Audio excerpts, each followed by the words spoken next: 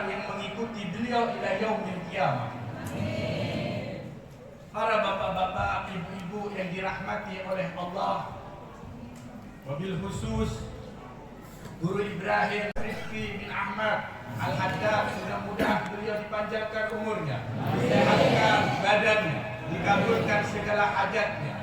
Tak lupa pula Pak Lurah dan rekan-rekan beliau, mudah-mudahan semuanya dalam keadaan sehat walafiat. Dikatakan Al-Habib Abu Bakar bin Hasan Al-Attas, kata beliau, pernah terjadi dialog antara Nabi Allah Daud dengan Allah Ta'ala. Maka kata Nabi Allah Daud berkata kepada Allah, ya Allah, nikmat apakah yang kecil di sisimu wahai Allah? Maka kata Allah, nikmat yang terkecil di sisiku wahai Daud adalah napasmu. Napas yang kau hirup setiap hari itu wahai Daud, itu di sisiku adalah nikmat yang kecil. Bayangkan, napas yang setiap hari kita hirup bahkan menjadi oksigen kehidupan kita, tapi di sisi Allah itu adalah nikmat yang paling kecil. Bahkan itu napas bagi kita, bagi PR seberataan ini adalah napas, adalah nikmat yang paling agung. Tapi napas tersebut di sisi Allah adalah nikmat yang terkecil. Akhirnya Nabi Allah Daud berkata lagi kepada Allah, wahai Allah, nikmat apakah yang terbesar di sisimu wahai Allah? Maka kata Allah, nikmat yang terbesar di sisiku adalah diciptakannya Nabi Muhammad sallallahu alaihi wasallam. Allahumma shalli ala Muhammad. Karena dari itu Pak Bu, perbanyaklah kalian semuanya memuji Nabi Muhammad sallallahu alaihi wasallam. Dikatakan jika Allah menghendaki kepada hambanya khairan, kebaikan, maka Allah Ta'ala akan memudahkan lisannya lissolawati ala Nabi Muhammad, untuk bersolawat kepada Nabi Muhammad sallallahu alaihi wasallam. Allahumma shalli ala Muhammad. Faqala al-Imam Junaid al-Baghdadi, beliau berkata, man hadra maulidin Nabi sallallahu alaihi wasallam wa 'azzama qadrahu faqad faza min al-iman. Barang siapa yang menghadiri perayaan Maulid Nabi Muhammad sallallahu alaihi wasallam dan mengagungkan kedudukan Nabi Muhammad, faqad faza min al-iman, sesungguhnya manusia tersebut akan mendapatkan kebahagiaan yang penuh keimanan kepada Allah. Allahumma amin. Bahkan ada salah satu wali pernah bermimpi dengan Nabi Muhammad SAW. Si wali tersebut di dalam mimpinya berkata kepada Rasul, ya Rasul, bagaimana hukumnya orang yang merayakan kelahiran engkau wahai Rasul? Apa kata Rasul? Apakah Rasul bilang ini mubah, haram, dan ini dan itu? Tidak.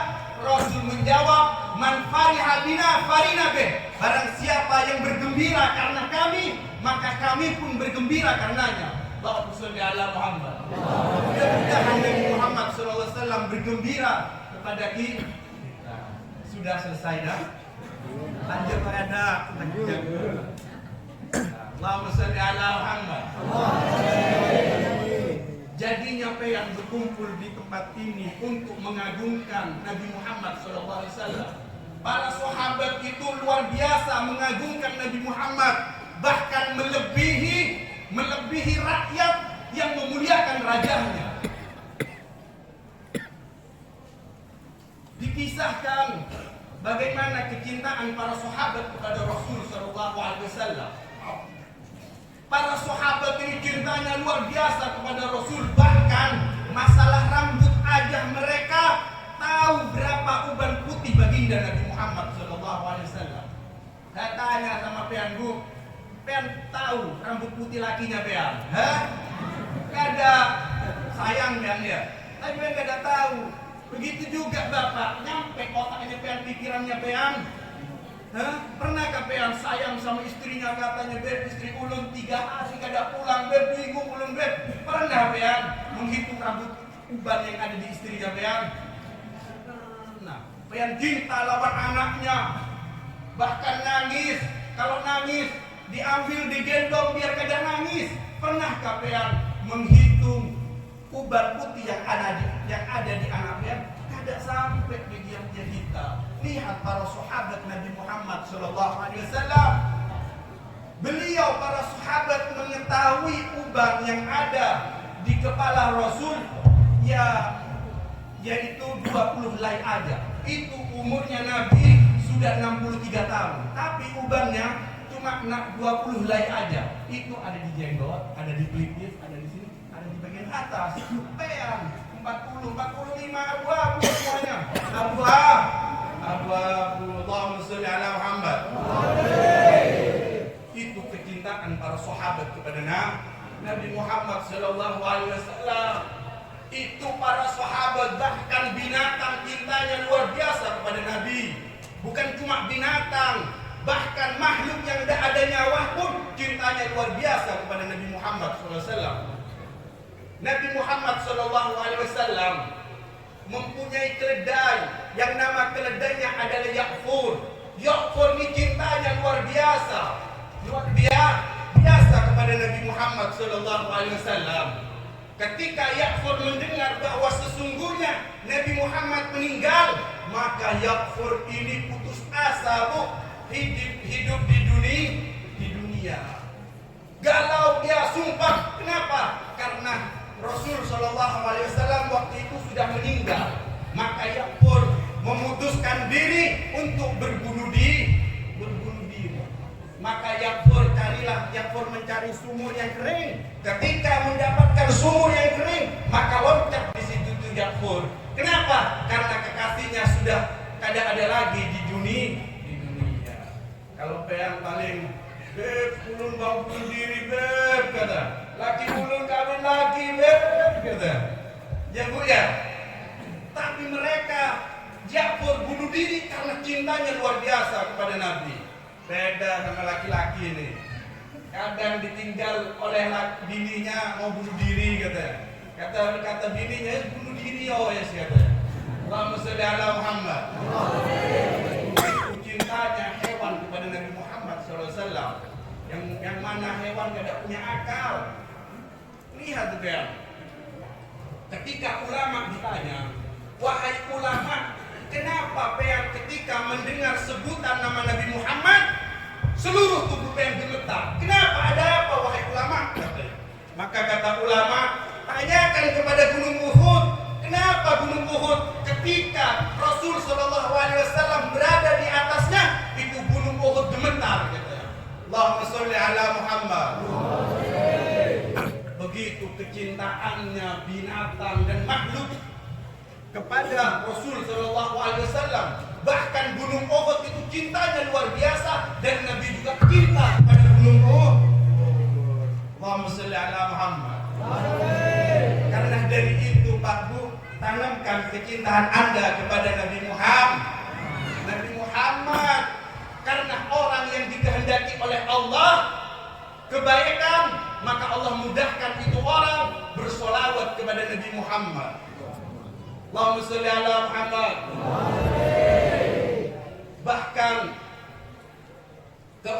Bahkan dikisahkan pernah Syekh Muhammad Jazuli yang sering dengar dari Habib-Habib, dari tuan guru. Syekh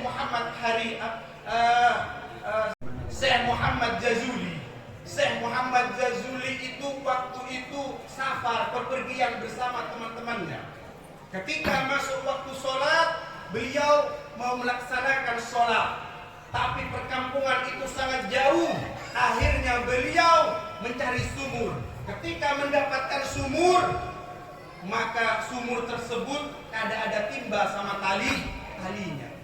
Bingung itu kawan-kawan Syekh Muhammad Jazuli, bagaimana ini mau wudu, mau melaksanakan sholat, tapi tidak ada talinya, gitu. Akhirnya muter itu, datanglah anak kecil yang berusia 8 tahun. Guru, kenapa kok muter-muter, kata, dari tadi kayak orang tua pajak, gitu. Kenapa? Neng, ulun ini mau hendak berwudu, mau melaksanakan sholat, tapi di sini kada ada timbanya, kata, dan talinya. Ya apa? Saya melaksanakan sholat. Kata si anak kecil yang perempuan ini, "Pean tahu, orang kampung sini ini sudah sakti-sakti," kata. "Orang kampung sini nih kalau uduk kada usah ngambil tali, kada usah ngambil gayung, kada usah kayak gitu-gituan. Ya apa caranya sini? Tak ajarin sama saya." Akhirnya si anak kecil yang usianya 8 tahun mendekat dia ke sumur, mendekat ke bibir sumur, setelah itu meludah. Subhanallah, naik itu sumur. Naik itu meluap air sampai keluar. Lah gitu caranya wahai guru, katanya. Bingung itu Syekh Muhammad Jazuli. Akhir ditanya, "Neng, Pean ini anaknya siapa? Apakah Pean ini anaknya orang keramat di sini? Apakah Pean anaknya guru besar? Atau Pean anaknya orang-orang yang terkenal?" "Ulun ini anaknya orang biasa aja. Tapi keluarga saya itu mengajarin saya setiap hari disuruh membaca sholawat kepada Nabi 15.000 kali. Berkat saya membaca sholawat 15.000 kali, Allah mudahkan setiap urusan saya.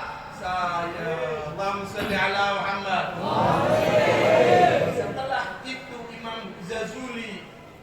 Setelah itu Imam Jazuli baru beliau mengarang kitab Dalail Khairat. Sholawat hari Senin, sholawat hari Minggu, sampai 7 hari itu berputar, itu beliau ngarang khusus sholawat kepada Nabi Muhammad SAW. Itu kisahnya. Allahumma sholli ala Muhammad.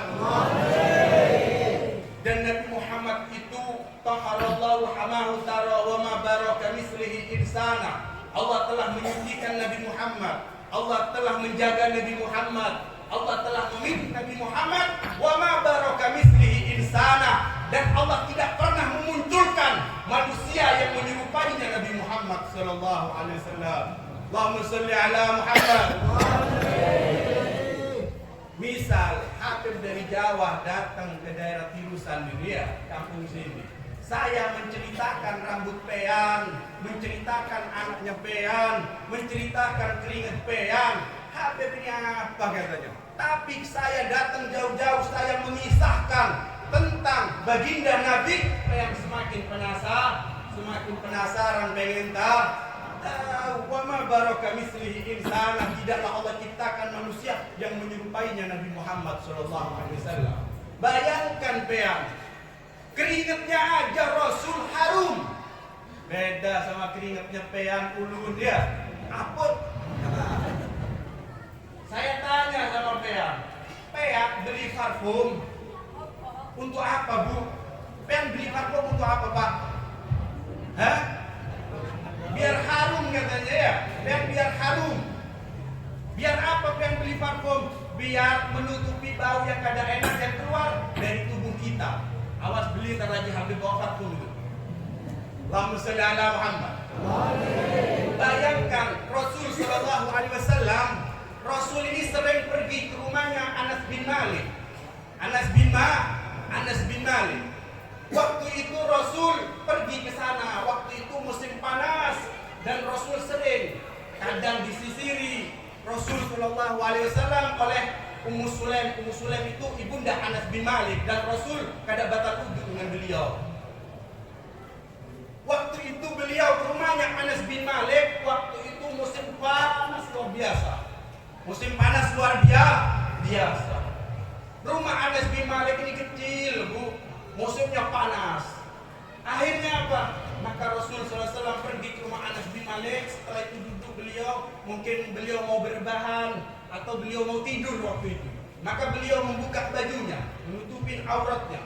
Ketika Rasul tidur, maka Ummu Sulaim melihat keringat yang menetes daripada tubuh baginda Nabi Muhammad SAW. Ketika melihat seperti itu, Ummu Sulaim tidak menyia-nyiakan. Maka Ummu Sulaim langsung mentadani, mengambil wadah, ditadangilah keringat suci baginda Nabi Muhammad. Tiba-tiba terbangunlah Rasul. Rasul berkata kepada Ummu Sulaim, "Wahai Ummu Sulaim, apa yang Pean lakukan ini, wahai Ummu Sulaim?" Maka kata Ummu Sulaim, "Ya Rasul, tidaklah kami melakukan mengumpuli, mentandani keringat Anda ini ya Rasul, akan tetapi untuk menjadikan keberkahan untuk anak-anak kami ya Rasul. Di dalam hadis yang lain, ya Rasul, kami ini mengumpulkan mentadangi keringat Anda ini ya Rasul, akan tetapi untuk mewangi parfum-parfum kami ya Rasul. Allahumma sholli ala Muhammad. Jadinya apa Bu pemahamannya Bu? Keringatnya Rasul untuk mewangi parfum-parfum mereka. Kalau bedanya ulun sama pean seberataan beda. Kalau pean beli parfum untuk mewangi tubuh kita, tapi keringat Rasul untuk mewangi di parfum-parfum mereka. Pean beli misi yang harga 1 milinya 7 juta, dikasih keringat suci Nabi, itu lebih luar biasa harumnya, aromanya, semerbahnya. Tapi pean beli hajar aswad 30.000 yang cekatnya baunya Masya Allah, 2 tahun beda hilang. Saat dikasih keringatnya ibu lagi masak, hilang itu baunya. Apalagi dikasih keringatnya bapaknya, hilang. Tapi ketika dikasih keringat suci Nabi, baunya semakin semerbah. Allahumma sholli ala Muhammad. Karena dari itu anak Umar berkata, wa ma baraka mislihi insana. Tidaklah Allah Ta'ala ciptakan manusia yang menyerupainya Nabi Muhammad sallallahu alaihi wasallam. Allahumma sholli ala Muhammad. Dan Nabi ini akhlaknya luar biasa kepada istri-istri beliau, kepada keluarga-keluarga beliau. Bahkan Siti Aisyah ketika ditanya, wahai Aisyah, Rasul ketika berada di dalam rumah apa yang dikerjakan oleh Rasul? Maka Rasul ini selalu membantu saya, membantu pekerjaan rumah. Kadang Rasul ya nyapu, kadang Siti Aisyah nyuci, maka dibantu nyuci juga sama Rasul. Kadang Siti Aisyah memotong daging, diambil pisaunya, Rasul yang memotongkan. Kan pernah Pak nyapuin, bantu istrinya nyapuin? Hah? Kada pernah. Itu Rasul Shallallahu Alaihi Wasallam sangat menghormati, romantis dengan istri-istri beliau, dan begitu juga istri beliau itu luar biasa cinta kepada Nabi Muhammad. Bahkan istri-istri beliau ini, misal beda sama ibu-ibu. Kalau peang lagi sumpah Bu, datang lakinya, apa kira-kira? Apakah peang dandan? Apakah peang kelihatan muka yang seram? Apalagi datang suaminya, baru datang Mas ya, pean ini anak yang 7 ini nangis terus Mak dari tadi Mas, sudah ada beras katanya. Tapi Rasul tidak seperti itu Pak, tidak seperti itu. Pernah Rasul Shallallahu Alaihi Wasallam di dalam peperangan Rasul ini pelipisnya kena luka gitu, ada darah kena bedah. Maka Siti Aisyah datang, ya Rasul, kenapa pelipis Anda kok berdarah ya Rasul? Dan darah Nabi ini harum. Harum, beda darah kita amis. Darah Rasul ini harum. Kenapa ini wahai Rasul? Dan Rasul kada pernah sakit saya Aisyah sakit, kada. Ketika Rasul turun dari kudanya, maka tegak badan beliau. Ketika Siti Aisyah memegang beliau, basah keringat darah harum. Kenapa ya Rasul? Apakah sakit ya Rasul? Misal bahasa Indonesianya, tadi dia sakit Aisyah, tapi ketika lihat Aisyah hilang sakitnya. Itu kata-kata Nabi Muhammad SAW. Kalau pean keadaan Pak ya, nah bapaknya datang kena kayu atau kena pisau luka sini datang, sakit kata. Kenapa Mas? Pengen nggak tahu kan? Ini sudah laku apa? Ini sudah luka. Kok bilang apa-apa gitu? Pasti kan kayak gitu. Tapi lihat Rasul Shallallahu Alaihi Wasallam. Allahumma sholli ala Muhammad. Terlahir untuk ibu ini. Lihat Siti Khadijah, istri baginda Nabi Muhammad SAW. Beliau waktu itu sakit. Ketika Siti Aisyah ini ketika Siti Khadijah ini sakit, parah sakitnya, maka waktu itu Rasul mau datang dari peperangan, entah Rasul bersama para sahabat. Akhirnya maka dipanggillah istrinya Fatimah Zahra wahai putriku Fatimah, tolong dandanin ibu, katanya. Tolong dandanin muka saya wahai Fatimah, sebentar lagi ayahmu datang. Siti Khadijah tidak apa, Allahumma sholli ala Muhammad.